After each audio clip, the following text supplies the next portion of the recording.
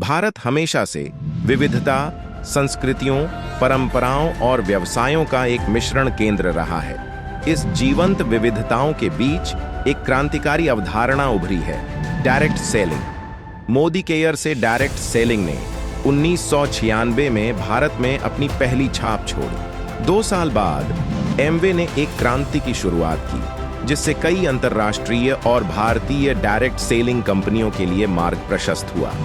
RCM, Vestige marketing, IMC, forever living products, Herbalife, Oriflame, Avon और Tupperware जैसी कंपनियां घरेलू नाम बन गईं, जिन्होंने भारत में डायरेक्ट सेलिंग के परिदृश्य को आकार दिया। हालांकि यह यात्रा बाधाओं के बिना नहीं थी। डायरेक्ट सेलिंग को संदेह और गलतफहमियों का सामना करना पड़ा, खासकर अपनी प्रारंभिक अवस्था के दौरान। शुरुआत में अवैध विदेशी संस्थाओं ने डायरेक्ट सेलिंग की आक्रामक और नवीन प्रकृति का फायदा उठाया, जिससे इसकी प्रतिष्ठा धूमिल हुई। कई लोग घोटालों का शिकार हो गए, क्योंकि घोटालेबाजों ने वास्तविक उत्पादों के बजाय फर्जी निवेश योजनाओं को बेचने के लिए डायरेक्ट सेलिंग का मुखौटा पहन लिया था। चुनौतियों के बावजूद वास्तविक डायरेक्ट सेलिंग कंपनियां गुणवत्तापूर्ण उत्पाद पेश करने और व्यक्तियों को सशक्त बनाने के लक्ष्य के साथ कायम रहीं। बढ़ते दबाव के साथ आईडीएसए और एफडीएसए जैसे उद्योग संघों ने वैध और धोखाधड़ी प्रथाओं के बीच अंतर करने के लिए नियामक ढांचे की पैरवी की। 2016 में एक महत्वपूर्ण मील का पत्थर हासिल किया गया, जब सरकार ने डायरेक्ट सेलिंग बिजनेस के विनियमन के लिए मंच तैयार करते हुए गाइडलाइंस जारी की। 2020 में एडीएसईआई की स्थापना एक महत्वपूर्ण क्षण रही, क्योंकि डायरेक्ट सेलिंग कंपनीज ने वास्तविक प्रथाओं को परिभाषित करने और बढ़ावा देने के लिए सरकार के साथ सहयोग किया। आखिरकार 2021 में डायरेक्ट सेलिंग अधिनियम पारित किया गया, जो एक कानूनी ढांचा प्रदान करता है, जिसने उद्योग के लिए प्रामाणिकता और स्केलेबिलिटी सुनिश्चित की। जैसा कि हम एक नए युग की शुरुआत में कदम रख रहे हैं, डायरेक्ट सेलिंग उद्योग अभूतपूर्व विकास के लिए तैयार है। कानूनी स्पष्टता और सरकारी समर्थन के साथ इस उद्योग के फलने फूलने दिन अब आ गए हैं, या कहे कि अब डायरेक्ट सेलिंग का गोल्डन टाइम आ गया है। यह वास्तव में इसे अपनाने का सबसे अच्छा समय है। डायरेक्ट सेलिंग द्वारा प्रदान किए जाने वाले अवसर और इसके अनगिनत लाभ प्राप्त करें। तब क्या हम सब ये संकल्प कर सकते हैं कि एसोसिएशन और फेडरेशन और कैट के सौजन्य से ये लखपति दीदी अगले 5 साल में करोड़पति दीदी बन जाएंगे। आप सबके प्रयासों से, आप सबकी मेहनत से करने में हम सफल हुए हैं।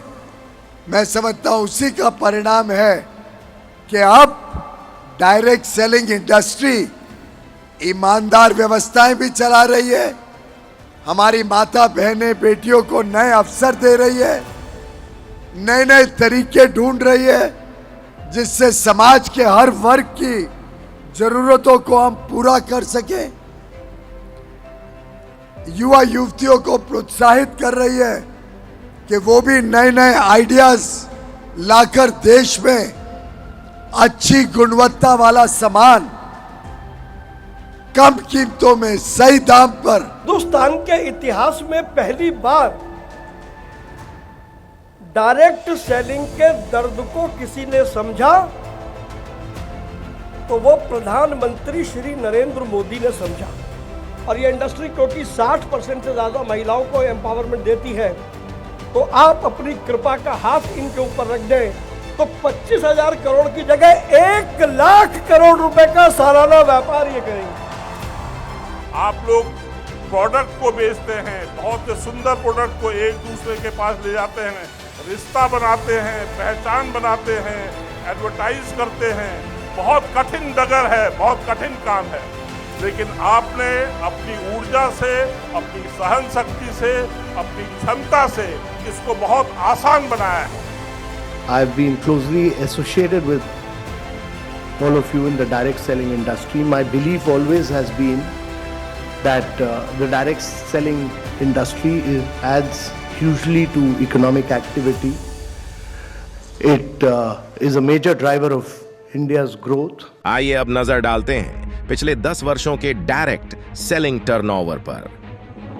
2013 से 2014 में 7,164 करोड़, 2014 से 2015 में 7,472 करोड़, 2015 से 2016 में 8,308 करोड़, 2016 से 2017 में 10,342 करोड़, 2017 से 2018 में 11,700 करोड़, 2018 से 2019 में 13,800 करोड़, 2019 से 2020 में 16,762 करोड़, 2020 से 2021 में 18,000 करोड़, 2021 से 2022 में 19,000 करोड़, 2022 से 2023 में 21,282 करोड़। पिछले एक दशक में भारतीय डायरेक्ट सेलिंग उद्योग ने महत्वपूर्ण वृद्धि का अनुभव किया है। इंडस्ट्री के टर्नओवर में लगभग 3 गुना विस्तार हुआ है। इस जबरदस्त वृद्धि के बावजूद भी एक अतार्किक धड़े की एक प्रचलित धारणा बनी हुई है कि आम जनता अभी भी हमारे बारे में सकारात्मक नहीं सोचती है, जबकि ये आंकड़े बहुत स्पष्टता से दर्शाते हैं कि जनता बाहें फैलाए हमारा इंतजार कर रही है। 10 साल पहले से आज के टर्नओवर की तुलना करने पर डायरेक्ट सेलिंग डिस्ट्रीब्यूटर्स का पे आउट लगभग 2 गुना हो गया है, जो पर्याप्त प्रगति का संकेत देता है। इसलिए हमें अपनी प्रतिष्ठा स्थापित करने और उद्योग में अपनी पहचान बनाने के लिए इस अवसर को गंभीरता, समर्पण और कड़ी मेहनत के साथ लेना चाहिए।